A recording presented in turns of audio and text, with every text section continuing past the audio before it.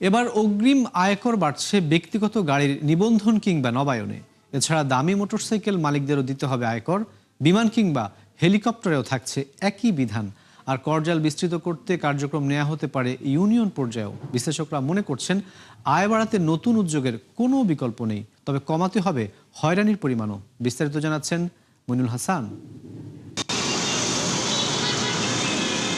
ব্যক্তিগত মোটরযানের নিবন্ধন কিংবা নবায়নে সিসি ভেদে অগ্রিম আয়কর দিতে হয় 25,000 টাকা থেকে সর্বোচ্চ 2 লাখ টাকা, যা উৎসে কর হিসেবে কেটে রাখে বিআরটিএ। তবে নতুন বাজেটে বাড়ছে এই হার। মোটরসাইকেলের ক্ষেত্রে নিবন্ধন ফি, ট্যাক্স টোকেন, রোড ট্যাক্স ও ফিটনেস ফির বিধান থাকলেও নেই আগাম আয়কর। তবে আসছে বাজেটে উচ্চ সিসি বা দামি মোটর বাইকের ওপরও তা প্রয়োগ করতে চায় এনবিআর। একইভাবে ব্যক্তিগত বিমান ও হেলিকপ্টারের ওপরও অগ্রিম আয়কর বসাতে চায় সংস্থাটি, যা উৎসে কর হিসেবে কেটে রাখবে বেসরকারি বিমান চলাচল কর্তৃপক্ষ। উচ্চ পর্যায়ের অনুমোদন পেলেই এই সিদ্ধান্ত কার্যকর হতে পারে আগামী বাজেটে। যার যত বেশি সম্পদ বা যত বেশি ইনকাম তাকে বেশি ট্যাক্স করবে, সেটা ঠিক আছে, কিন্তু অ্যাডভান্স ট্যাক্সের মাধ্যমে করা উচিত নাকি চিন্তা করা উচিত। রাষ্ট্র তাদেরকে অনেক কিছু সহায়তা করেছেন বলেই তারা আজকে এই সম্পদ এবং আয়ের তারা মালিক।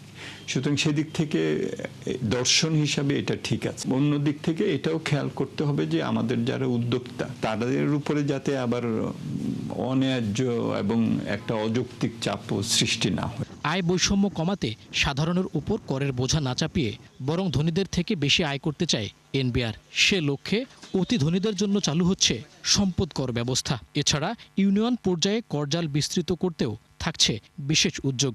ফাঁকিবাজদের ধরার পাশাপাশি হয়রানি বন্ধে ন্যূনতম কর ব্যবস্থা থেকেও বেরিয়ে আসতে চায় এনবিআর। নতুন বাজেটে 4.25 লাখ কোটি টাকা হতে পারে করমুক্ত আয়সীমা। আর তা অতিক্রম করলেই এলাকা ভেদে ন্যূনতম কর দিতে হবে 5,000 টাকা। আর ভ্যাটের আওতা বাড়াতে জেলা, উপজেলা, ইউনিয়ন এমনকি গ্রাম পর্যায়েও নতুন করে আরও অন্তত 30 লাখ ব্যবসায়িক প্রতিষ্ঠানকে নিবন্ধনের আওতায় আনতে চায় এনবিআর। সেক্ষেত্রে মাসিক বিক্রি 30 থেকে 50 লাখ টাকা এমন ছোট ব্যবসায়ীদের জন্য চালু হতে পারে ভ্যাট টোকেন পদ্ধতিও। আর এই প্রক্রিয়া কার্যকরে বাধ্যতামূলক হচ্ছে বিআইএন এবং অনলাইনে ভ্যাট রিটার্ন। জনগণ কিন্তু অনেক পয়েন্ট থেকে ভ্যাট দিয়ে থাকেন, সরকার অনেক ক্ষেত্রে পান না। অনেক প্রতিষ্ঠানের ভ্যাট দেওয়ার কথা কিন্তু ভ্যাট তারা দেন না। সুতরাং এই নেটটাকে অবশ্যই আমাদের বৃদ্ধি করতে হবে। প্রায়োরিটাইজ করা উচিত যে ধরেন ফর্মাল সেক্টরে আছে কিন্তু কর দিচ্ছে না বা যথাযথ দিচ্ছে না, সেই জায়গাটা আগে আইডেন্টিফাই করা উচিত, সেটা লিকেজ। আর ইনফর্মাল সেক্টরকে ফর্মালে নেটে আনা এটা সময় সাপেক্ষ ব্যাপার এবং এটা জোর করে আনা যাবে না, এবং সেটাতে আবার ওই ক্ষুদ্র ব্যবসা দেখা যাবে যে ক্ষতিগ্রস্ত বা বন্ধ হয়ে যেতে পারে ভয়ে। সেটা খুব সাবধানে যেতে হবে আর কি এই জায়গাটা। আইএমএফ এর পরামর্শ মাথায় রেখে কর ছাড় সুবিধা কমানো, অটোমেশন সহ এনবিআরের নানা উদ্যোগ থাকছে আগামী বাজেটে।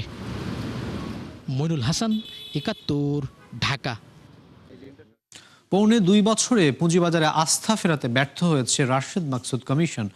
উল্টো তার আমলে বিও অ্যাকাউন্ট কমেছে 1.25 লাখ। প্রায় 1/4 হিসাব রয়েছে শেয়ার শূন্য অবস্থায়। শুধু তাই নয়, এই সময়ে একটি নতুন কোম্পানিও তালিকাভুক্ত হয়নি পুঁজিবাজারে। উল্টো জেড ক্যাটাগরির শেয়ার সংখ্যা বেড়েছে 82টি। বিশ্লেষকরা বলছেন যে অভিজ্ঞতার ঘাটতি আর দীর্ঘমেয়াদী পরিকল্পনা না থাকায় বাজার উন্নয়নে ব্যর্থ হয়েছেন তারা। বিস্তারিত জানাচ্ছেন মেজবা হাসান। অর্থনীতির অন্যতম 2 চালিকা শক্তি ব্যাংক ও পুঁজিবাজার মারাত্মকভাবে ক্ষতিগ্রস্ত আওয়ামী আমলের 1.5 দশকে। অন্তর্বর্তী সরকার সংস্কারের উদ্যোগ নিলেও উন্নতি হয়নি খুব একটা, বরং আস্থাহীনতা বেড়েছে সবখানেই। পুঁজিবাজার উন্নয়নে 21 মাস আগে বিএসইসিতে নিয়োগ দেওয়া হয় রাশেদ মাকসুদ নেতৃত্বাধীন কমিশন। তবে বাজার সম্পর্কে পর্যাপ্ত জ্ঞানের ঘাটতি, বিনিয়োগকারীদের বিপক্ষে নানা হঠকারী সিদ্ধান্ত আর জরিমানার মতো সিদ্ধান্ত আস্থাহীনতা বাড়ায় বাজারে। 1488 কোটি টাকা গত 18 মাসে আমরা ফাইন ইম্পোজ করেছি। সিডিবিএল এর তথ্য বলছে তার আমলে বিও অ্যাকাউন্ট কমেছে 1.1 লাখ আর বিদেশি অ্যাকাউন্ট কমেছে প্রায় 4,000। এছাড়া সচল অ্যাকাউন্টগুলোর শেয়ার শূন্য হয়েছে প্রায় 23%। বিশ্লেষকরা বলছেন এই অবস্থা থেকে সহজ হবে না উত্তরণ ঘটানো। যতক্ষণ না সরকার ভালো শেয়ার তালিকাভুক্ত করছে, যতক্ষণ না পর্যন্ত আমরা ইনস্ট্রুমেন্টের সংখ্যা বাড়াচ্ছি, যতক্ষণ না পর্যন্ত প্রাতিষ্ঠানিক বিনিয়োগকারীকে শক্তিশালী করছি, ততক্ষণ পর্যন্ত আমরা কিন্তু স্ট্রং ডিমান্ড সাপ্লাই রাখতে পারবো না। আর স্ট্রং ডিমান্ড সাপ্লাই না থাকলে এই বাজারে যখন ইনভেস্টেবল স্ক্রিপ্ট পাবেই না কেউ, লোকাল ইনভেস্টর তো আসবে না, ফরেন ইনভেস্টর তো বহু দূরের কথা। নতুন সরকার দায়িত্বের পর সূচকের ঊর্ধ্বমুখী প্রবণতা থাকলেও তা স্থায়ী হয়নি, বরং বর্তমান কমিশনের আমলে সূচক খোয়া গেছে 450 পয়েন্ট। সবচেয়ে আশঙ্কার খবর হলো সংস্কার আর উন্নতির কথা বলা হলেও একটিও নতুন কোম্পানি তালিকাভুক্ত করতে পারেননি লম্বা সময়ে। উল্টো প্রায় 1,500 কোটি টাকা জরিমানা করায় অনিশ্চয়তায় পড়েন হাজারো বিনিয়োগকারী। ফরেনারদের জন্য শেয়ার কিনবার মতো 10 থেকে 12টা স্টকের বেশি নেই। তারা কি স্টক, তাকে কোনো স্টকই তো আপনি অফার করতে পারছেন না। ফলে এখানে বিদেশি বিনিয়োগ আনতে গেলে আপনাকে ভালো শেয়ার দিতে হবে, সেটা নেই। ফলে তারা আসেন মাঝে মাঝে আবার চলে যান। এই রিফর্মস কমিটি 1 বছর 1.5 বছর ধরে কি করলো এটা আমি বুঝতে পারলাম না। পুঁজিবাজার সংক্রান্ত অভিজ্ঞতার অভাব আমি দেখেছি এবং প্রশাসনিক দুর্বলতাও দেখেছি। তার আমলে 82টি বেড়ে বাজারে জেড ক্যাটাগরির শেয়ারের সংখ্যা দাঁড়িয়েছে 125-এ, আর বাজার মূলধন হারিয়েছে 2 লাখ কোটি টাকার উপরে। বিশেষজ্ঞদের মতে স্বচ্ছতা ও জবাবদিহিতা নিশ্চিতের পাশাপাশি অর্থনৈতিক স্থিতিশীলতা না আসলে চাঙ্গা হবে না পুঁজিবাজার। একে 5 কোটি টাকা ফাইন করলাম, ওকে 4 কোটি টাকা ফাইন করলাম, ওকে আমি সাসপেন্ড করে দিলাম। এইটা করলে কিন্তু প্রথমে বাজারে একটা স্বস্তির বদলে একটা ভীতি সৃষ্টি করবে। সেটা আমার মনে হয় তাদের ভুল ছিল।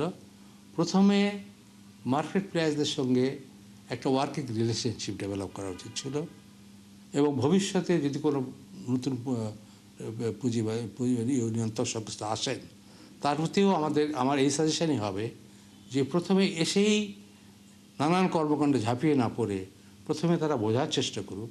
সবশেষ হিসেবে ঢাকা স্টক এক্সচেঞ্জের তালিকাভুক্ত কোম্পানির সংখ্যা প্রায় 400। মিসবাহ হাসান, 71, ঢাকা। আসছে বাজেটে শিক্ষা খাতে বরাদ্দ বৃদ্ধির ক্ষেত্রে শুভঙ্করের ফাঁকি হতে পারে নতুন পে স্কেল। কেননা বর্তমানে এই খাতে বরাদ্দের সিংহভাগই চলে যাচ্ছে বেতন ভাতা ও পরিচালন ব্যয়। ফলে নতুন পে স্কেল বাস্তবায়ন হলে স্বাভাবিকভাবেই বাড়বে অর্থের চাহিদা। সরকারের অগ্রাধিকার ও শিক্ষা খাত বিষয়ক নাগরিক প্ল্যাটফর্মের সংলাপে বিষয়টি উঠে আসে।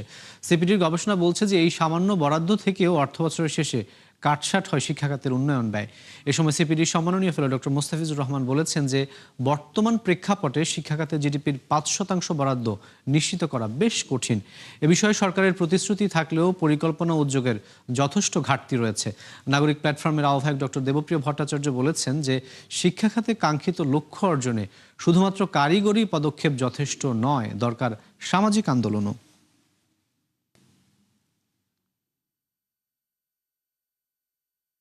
দর্শক, বাংলাদেশ চীন মৈত্রী সম্মেলন কেন্দ্র এই মুহূর্তে বাজেটে শিক্ষা খাতে সরকারের অগ্রাধিকার ও বাস্তবতা নিয়ে আলোচনা করছে নাগরিক প্ল্যাটফর্ম ও সিপিডি। আমরা সরাসরি চলে যাচ্ছি সেখানে। বলা হয়েছে যে প্রাইভেট সেক্টর বলে, এটা তো না, এটা তো আসলে শিক্ষাটাকে তো ওইভাবে প্রাইভেট বিবেচনা করছি না আমরা, কিন্তু বেসরকারি খাতে পরিচালিত সব প্রতিষ্ঠানকে একটা রেগুলেটরি মেকানিজমের আওতায় আনা বারবারই বলা হয়েছে, আপনারাও এগ্রি করেছেন। আর আরেকটা বিষয় এসছে, যেটা হচ্ছে শিক্ষা কমিশন করলেই হবে না, একটা স্থায়ী শিক্ষা কমিশন প্রয়োজন। যেটা তবে আমাদের তো এই যে ঘরপোড়া গরু সিঁদুরে মেঘ দেখলে ডরাই, যেটা হলো আমাদের কমিশনগুলো তো ঠুটো জগন্নাথ হয়ে থাকে পরে, এই রকম যেন না হয় সেইখানেই। আর শেষে যেটা আসবো যে সোশ্যাল সেক্টরে মিড ডে মিল সব এসছে, ওয়াশের কথাটা আনতে হবে, ওয়াশ ফ্যাসিলিটিস। এইটা কিন্তু একটা জেন্ডার ডাইমেনশন আছে, সেটাকে আমাদের একটু গুরুত্ব সহকারে বাজেটে দেখতে হবে। মাননীয় প্রতিমন্ত্রী মহোদয় আছেন, তাকে বলবো আমি অনুরোধ করব। আমি মাঝে একটা শুনেছিলাম যে ওই ওয়াশের আন্ডারে স্যানিটারি ন্যাপকিন দেওয়ার জন্য ব্যবস্থা করার ব্যাপারে, কিন্তু এটা নাকি পয়সা দিয়ে নিতে হয়। এইটাই তো হচ্ছে কথা, অনেকগুলো নাকি 7 টাকা দাম এবং সেটার পরে আমার অন্যরা দিতে পারে না। সেইখানে আমি অনুরোধ করব, বিশেষ করে এখানে একজন আছেন ফিনান্স মিনিস্ট্রির, আরেকটা হচ্ছে আমাদের প্রতিমন্ত্রী মহোদয় আছেন। এইখানে প্রাইভেট পার্টনারশিপ কেন হবে না, কেন যারা এগুলো তৈরি করেন, মানে আমি তো মনে করি যারা তৈরি করেন তারা কর্পোরেট সোশ্যাল রেসপন্সিবিলিটির অংশ হিসেবে এটাকে ফ্রি দেওয়ার ব্যবস্থা করা উচিত। মেশিন দেয়া উচিত, বিশেষ করে প্রত্যন্ত অঞ্চলগুলোতে। এইটাই মানে দারিদ্র পীড়িত এলাকায় বিশেষ করে বিকারুন্নাস স্কুলে দেয়।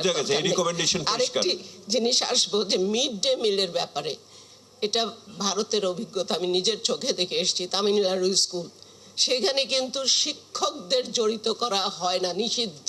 শিক্ষকরা শ্রেণীকক্ষে থাকবে, ওখানে অভিভাবকরা করে থাকেন। অভিভাবক মা বাবাদের নিয়ে করা হয় কমিটি, এবং মারা হয়জন এই সপ্তাহে হয়তো 10 জন মা, পরের সপ্তাহে আরো 10 জন। কোনো মা তাদের সন্তানদের খারাপ খাবার দেবে না, এই প্রিন্সিপাল থেকেই এটা করা হয়। এটা একটু করা দরকার। ইন্ডিয়াতে তো আবার জাতপাত নিয়েও তো সমস্যা হয়েছে, কার বাসনে কে খাবে, এগুলো ইন্ডিয়াতে অনেক সমস্যা হয়েছে। আমরা এদিক দিয়ে অনেক ভালো আছি আমরা মনে করি। আর আরেকটা হচ্ছে যেটা লুভা নাহিদের কথার সূত্র ধরে বলবো, মানবিকতা বোধের জায়গা থেকে তো আমাদের প্রচন্ড রকম অবক্ষয় হয়েছে। সেইখানে ক্রীড়া আর সংস্কৃতি, এই দুটোর চর্চা কিন্তু আমাদের সন্তানদের কিশোর গ্যাংয়ের দিকে ধাবিত করবে না এই মুহূর্তে। দর্শক, বাজেটে শিক্ষা খাতের অগ্রাধিকার নিয়ে নতুন সরকারের পরিকল্পনা নিয়ে নাগরিক প্ল্যাটফর্ম ও সিপিডির একটি সংলাপ চলছিল, আমরা সরাসরি ছিলাম সেখানে। যাচ্ছি পরের খবরে। রপ্তানি আয়ের ধারাবাহিক পতনের প্রভাবে মার্চে বাণিজ্য ঘাটতি ছাড়িয়েছে $19 বিলিয়ন, যা এর আগের মাস ফেব্রুয়ারির তুলনায় বেড়েছে $2.25 বিলিয়ন। বাংলাদেশ ব্যাংক এ তথ্য প্রকাশ করেছে। প্রতিবেদনে বলা হয়েছে যে 1 বছরের ব্যবধানে এই ঘাটতি বেড়েছে $4.25 বিলিয়ন বা 24%। প্রতিবেদন অনুযায়ী রপ্তানি আয় 4.5% কম এবং আমদানি ব্যয় একই পরিমাণ বেড়ে যাওয়াই বড় কারণ। তবে অর্ধেকের উপরে কমেছে চলতি হিসাবের ঘাটতি, আর সার্বিক হিসাবে উদ্বৃত্ত দাঁড়িয়েছে $3.5 বিলিয়ন ওপরে। 1 বছর আগে যাতে ঘাটতি ছিল $1 বিলিয়ন খানিকটা বেশি। আরও কঠিন হলো সাধারণ মানুষের জীবনযাত্রা, কারণ এপ্রিলে জিনিসপত্রের দাম বৃদ্ধির হার যা ছাড়িয়েছে 9% পর্যন্ত। বাংলাদেশ পরিসংখ্যান ব্যুরো BBS এ তথ্য প্রকাশ করেছে। প্রতিবেদনে অনুযায়ী গেল মাসে খাদ্যপণ্যের মূল্যস্ফীতি বেড়ে দাঁড়িয়েছে 8.39%, আর খাদ্য বহির্ভূত পণ্য বা সেবায় তা 9.5-এর উপরে। অন্যদিকে শহরের চেয়ে গ্রাম এলাকায় সার্বিক মূল্যস্ফীতির হার ছিল বেশ খানিকটা বেশি, ফলে চাপ বেড়েছে প্রান্তিক মানুষের ঘাড়ে। এছাড়া এপ্রিলে গড় মজুরি বৃদ্ধির হার ছিল মাত্র 8.16%, ফলে সঞ্চয় ভেঙে অথবা ধার দেনা করে সংসার চালাতে হচ্ছে বড় একটা জনগোষ্ঠীকে।